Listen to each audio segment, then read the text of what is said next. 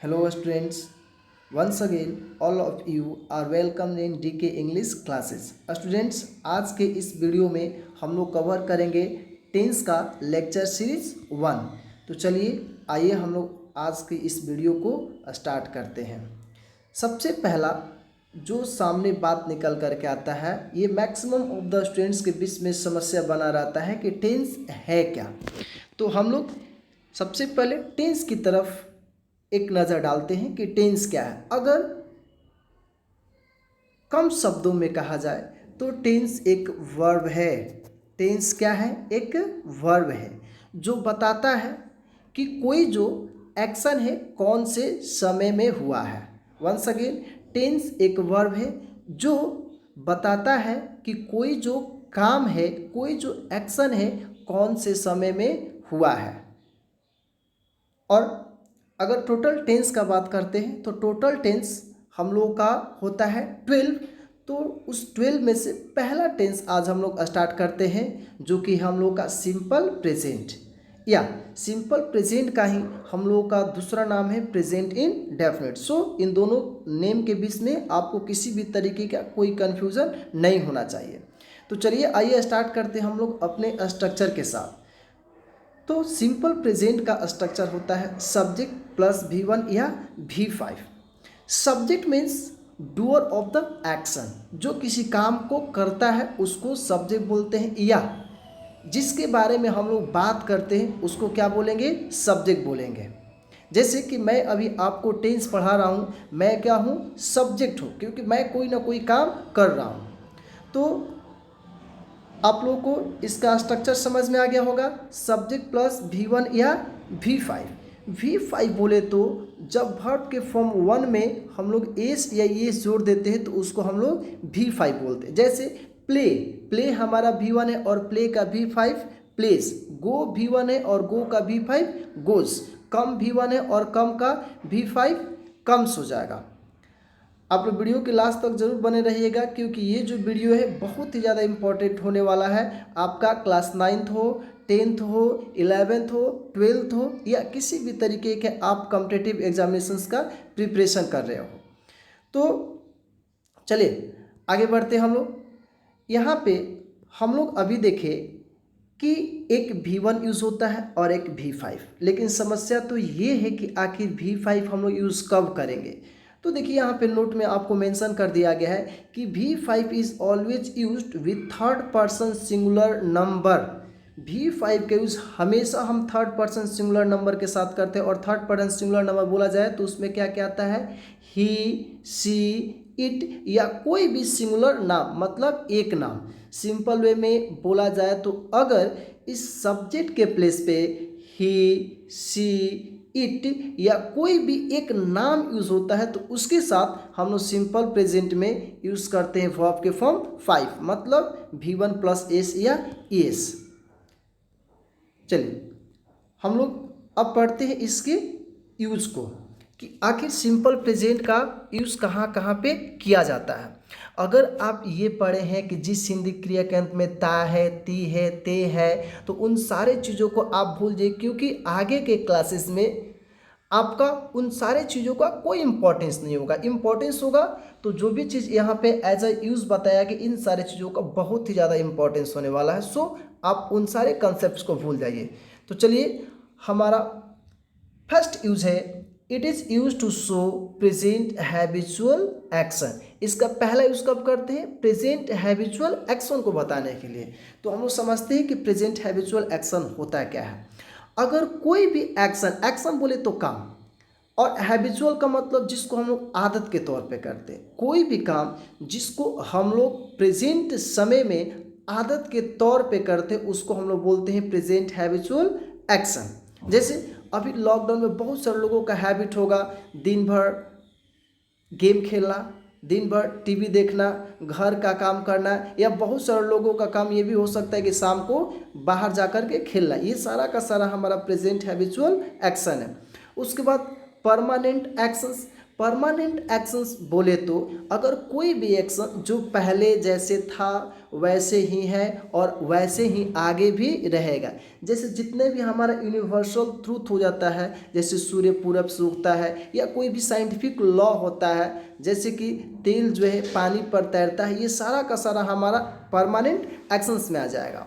उसके बाद बात करते हैं हम फंक्शन का। अगर किसी चीज़ के काम के बारे में बताया जाए, जैसे पंखा का काम है हवा देना, तो वो पंखा का फंक्शन है। कूलर का काम है ठंडा हवा देना, तो वो कूलर का क्या है, फंक्शन है। कंप्यूटर का काम है हमारे काम को बहुत ज़्यादा आसान बना देना, तो कंप्यूटर का क्या है, फंक्शन है। अगला है हमारा वर्क ऑक्यूपेशन। अगर किसी व्यक्ति के ऑक्यूपेशन मीन्स होता है पेशा, अगर किसी पर्सन के पेशे को बताना होगा तो उस कंडीशन में भी हम लोग सिंपल प्रेजेंट का यूज़ करते हैं। जैसे एक टीचर पढ़ाता है, एक डॉक्टर रोगी का इलाज करता है, एक चोर चोरी करता है, तो ये डॉक्टर, टीचर और चोरों का क्या है, पेशा है। या और भी बोले तो मेथड को भी शो करने के लिए, मेथड का मतलब होता है तरीका। जैसे हम लोग चाय दूध से बनाते हैं, या कोई भी खाना बनाने का जो मेथड होता है, तो उन सब चीज़ों को बनाने के लिए हम लोग यूज़ करते हैं सिंपल प्रेजेंट टेंस का। मतलब पहला यूज़ उम्मीद करते हैं कि आप सब लोगों को समझ में आ गया होगा कि प्रेजेंट इंडेफिनिट का यूज़ हम लोग कहाँ पे करते हैं। अगर प्रेजेंट हैबिचुअल एक्शन का बात किया जाए तब, अगर परमानेंट एक्शन का बात किया जाए तब, फंक्शन का बात किया जाए तब, या ऑक्यूपेशन का बात किया जाए तब। चलिए हम लोग इसको एग्जाम्पल के थ्रू समझते हैं। जैसे she always goes to temple for worshipping, वह हमेशा पूजा करने के लिए, वर्शिप का मतलब होता है पूजा करने के लिए, वह हमेशा पूजा करने के लिए मंदिर जाती है। मतलब उसका ये क्या है, प्रेजेंट हैबिचुअल एक्शन है। और यहाँ पे V5 यूज़ किया गया, क्यों, क्योंकि हमारे सब्जेक्ट के प्लेस पे सी है, और सी हमारा एक थर्ड पर्सन सिंगुलर नंबर है। उसके बाद the sun rises in the east, सूर्य पूरब में उगता है, तो ये हमारा क्या है, परमानेंट एक्शन है। Next, a computer makes our work easy, एक कंप्यूटर जो है हमारे काम को आसान बना देता है, ये कंप्यूटर का क्या है, तो फंक्शन है, इसका कार्य है। A teacher teaches the students, एक शिक्षक जो है छात्रों को पढ़ाते हैं, ये भी हमारा सिंपल प्रेजेंट में है। क्यों, क्योंकि एक टीचर का ये प्रोफेशन है। उम्मीद करते हैं कि पहला पॉइंट आप लोगों को समझ में आया होगा।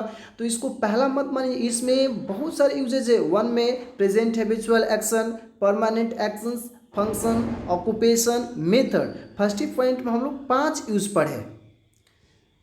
आगे बढ़ते हम लोग दूसरे पॉइंट की तरफ। दूसरा पॉइंट हम लोग का है, it is use to talk about a scheduled future plan. Example पे जाने से पहले हम लोग समझते हैं कि शेड्यूल्ड फ्यूचर प्लान क्या है। शेड्यूल्ड फ्यूचर प्लान का मतलब कि ऐसा कोई भी प्लान जो कि हो तो फ्यूचर का, लेकिन पहले से ही उसको फिक्स कर लिया गया है, तो उस तरीके के प्लान को हम लोग बोलते हैं शेड्यूल्ड फ्यूचर प्लान। जैसे कि जहाज़ 10 बजे उड़ेगी। अब देखिए, जहाज़ का उड़ने का समय तो है 10 बजे, लेकिन पहले से ही जहाज़ के उड़ने के समय को क्या कर लिया जाता है, फिक्स कर लिया जाता है। तो इस तरह के टाइम को हम लोग क्या बोलेंगे, शेड्यूल्ड फ्यूचर प्लान बोलेंगे। या प्रधानमंत्री कल यहाँ आएंगे कल, लेकिन उनके आने का जो शेड्यूल्ड है वो पहले से ही रेडी हो चुका है। तो इस तरीके के सारे प्लान्स को हम लोग बोलते हैं शेड्यूल्ड फ्यूचर प्लान। और जब कोई भी शेड्यूल्ड फ्यूचर प्लान का बात किया जाए तो हमेशा ध्यान रखिएगा, आपके माइंड में हिंदी को लेकर के कन्फ्यूज़न होगा, क्योंकि हिंदी में आपका आएगा गा गे गी, और अधिकतर स्टूडेंट्स के बीच में ये कन्फ्यूज़न बना रहता है कि जिस हिंदी क्रिया के अंत में गा गे गी रहेगा उसको हम लोग फ्यूचर बोलेंगे। ऐसा कुछ बात नहीं है, आपको यहाँ पे ये समझना है कि शेड्यूल्ड फ्यूचर प्लान का बात किया जा रहा है। So we shall always use simple present hair.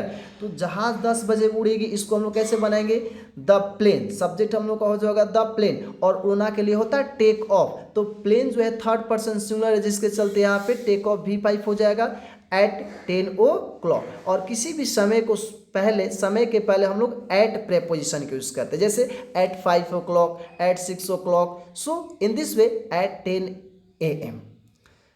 Next example is प्रधानमंत्री कल यहाँ आएंगे, तो our subject is the prime minister. Prime minister एक नेम है, तो इसके साथ V5 comes here tomorrow. Our next use is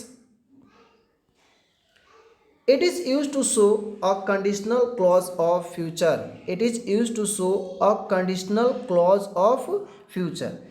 student, सबसे पहली बात और सबसे बड़ी बात तो ये है कि कंडीशनल क्लॉज है क्या।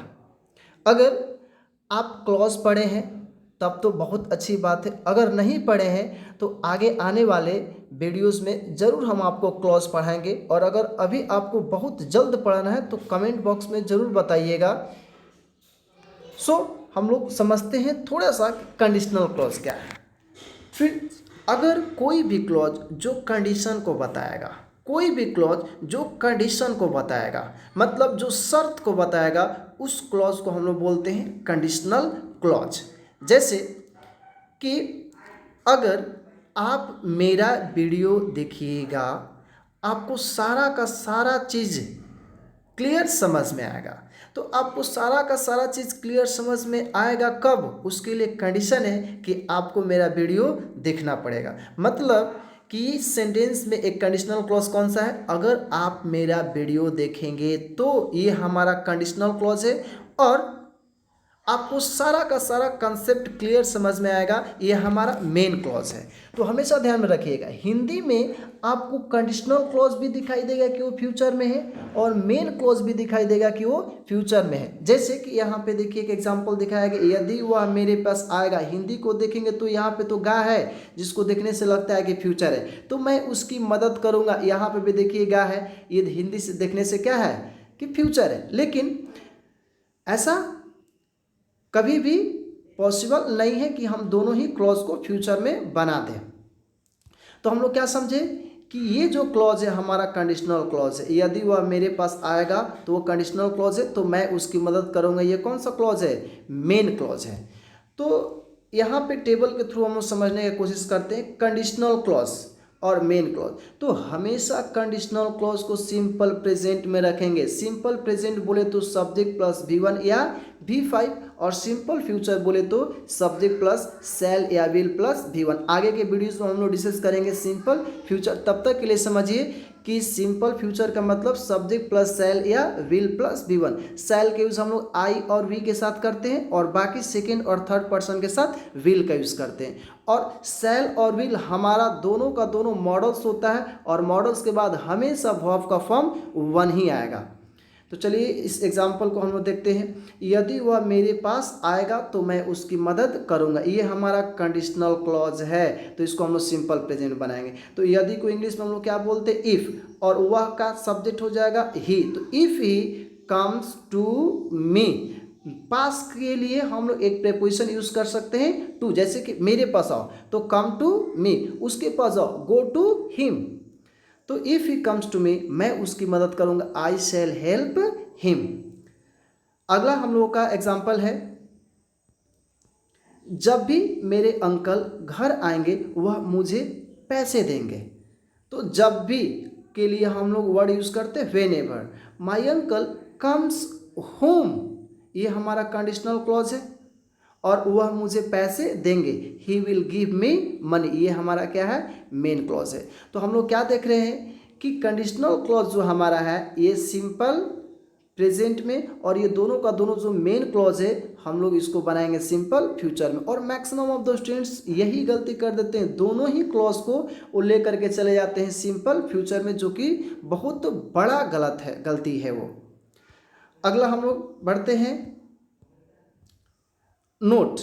यहाँ पे नोट पे ध्यान दीजिएगा कि there are some such words that are generally used with this tense, this words are following.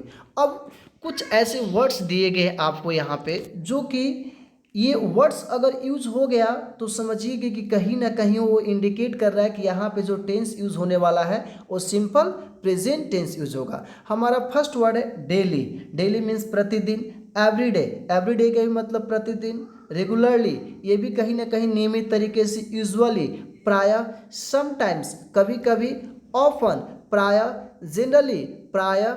Always, हमेशा। ये सारा का सारा ऐसा वर्ड है जो कि आ जाने के बाद कहीं ना कहीं इंडिकेट करता है कि हमारा जो टेंस होने जा रहा है वो सिंपल प्रेजेंट। जैसे कि यहाँ पे एक एग्जांपल दिया गया है, आई गेट देयर डेली। देखिए, जो भी हम आपको बात बता रहे हैं, अगर उन सारे बातों को ध्यान में रखिएगा तो आप जबरदस्ती आंसर लाइएगा। सबसे पहला हम ऑप्शन को रिमूव करते हैं। सबसे पहले क्या करते हैं, हम ऑप्शन को रिमूव करते हैं। तो ऑप्शन को रिमूव करने के लिए कुछ कॉन्सेप्ट्स को आपको ध्यान में रखना है। जैसे कि अभी हम क्या बोले कि डेली जहाँ कहीं भी लग जाएगा तो सिंपल प्रेजेंट, और सिंपल प्रेजेंट का मतलब हमेशा ध्यान में रखना है कि V1 और V5। तो सबसे पहले ऑप्शन नंबर 1 तो ऐसे नहीं होगा क्योंकि गोइंग है, ये गया। बाकी दो बचा ऑप्शन, ये गो और ये गोज। तो गोज तो हमारा V5 है और गो हमारा क्या है, V1 है। तो यहाँ पे ध्यान रखिए, कभी भी आई के साथ V5 को हम लोग यूज़ नहीं करते हैं, इसलिए यहाँ पे हमारा करेक्ट आंसर क्या होगा, गो। यहाँ पे हमारा करेक्ट आंसर क्या होगा, गो। नेक्स्ट, सी यूजुअली। फिर यहाँ पे ध्यान दीजिए कि यूजुअली आ गया तो हम लोग को ध्यान रखना है कि या तो V1 होगा, नहीं तो क्या होगा, V5 होगा। या तो V1 नहीं तो V5। तो सबसे पहले ध्यान दीजिए कि इसमें से सिंगिंग को हटाइए क्योंकि ये V4 है। अब रहा बात, ये हमारा V1 और ये हमारा क्या, V5। तो देखिए यहाँ पे हम लोगों का सब्जेक्ट क्या है, सब्जेक्ट हम लोगों का है सी, इसलिए सी क्या है, हमारा थर्ड पर्सन सिंगुलर नंबर है जिसके साथ हम लोग V5 की यूज़ करते हैं। तो यहाँ पे भी हमारा सही आंसर क्या होगा, सिंग्स। उम्मीद करते हैं कि आप सब लोगों को ये वीडियो पसंद आया होगा।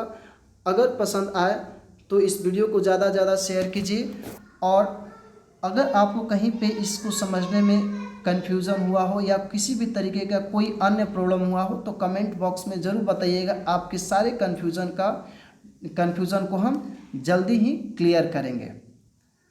आगे के वीडियो में हम लोग डिस्कस करेंगे प्रेजेंट कंटिन्यूअस के बारे में। तब तक के लिए धन्यवाद।